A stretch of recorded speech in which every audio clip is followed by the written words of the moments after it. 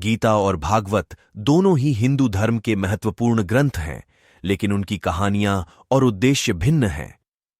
गीता की कहानी भगवद गीता महाभारत के भीष्म पर्व का एक हिस्सा है। इसकी कहानी मुख्य रूप से अर्जुन और भगवान कृष्ण के बीच के संवाद पर आधारित है। महाभारत युद्ध के समय जब अर्जुन अपने ही रिश्तेदारों और गुरुओं के खिलाफ युद्ध करने में संकोच करते हैं, तब भगवान कृष्ण अर्जुन को कर्म, धर्म, भक्ति और ज्ञान का उपदेश देते हैं। गीता के 18 अध्यायों में भगवान कृष्ण अर्जुन को विभिन्न योग, कर्म योग, भक्ति योग और ज्ञान योग के माध्यम से जीवन की कठिनाइयों का सामना करने और सही मार्ग पर चलने का मार्गदर्शन देते हैं। भागवत की कहानी भागवत पुराण, जिसे श्रीमद् भागवत भी कहा जाता है, 18 पुराणों में से एक है और इसमें भगवान विष्णु के विभिन्न अवतारों की कहानियां शामिल हैं। यह पुराण मुख्य रूप से भगवान कृष्ण की लीलाओं पर केंद्रित है।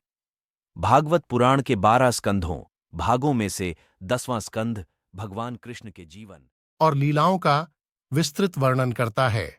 इसमें उनके जन्म, बाल लीलाओं, गोपियों के साथ रास लीला, कंसवध, मथुरा और द्वारका की लीलाओं का वर्णन है। भागवत पुराण में इसके अलावा भी अन्य अवतारों की कहानियां हैं, जैसे कि वराह अवतार, नरसिंह अवतार, वामन अवतार आदि। इस ग्रंथ में भक्ति और भगवान के प्रति प्रेम का विशेष महत्व है और इसमें अनेक भक्ति कथाओं के माध्यम से भक्त और भगवान के संबंधों को दर्शाया गया है। सारांश भगवद गीता महाभारत के युद्ध के समय अर्जुन और कृष्ण के बीच हुए संवाद को दर्शाती है और जीवन के विभिन्न योगों का ज्ञान देती है। भागवत पुराण भगवान विष्णु के विभिन्न अवतारों और विशेष रूप से भगवान कृष्ण की लीलाओं का विस्तृत वर्णन करता है और भक्ति के मार्ग को महत्व देता है। दोनों ग्रंथ हिंदू धर्म में अत्यंत पूजनीय हैं।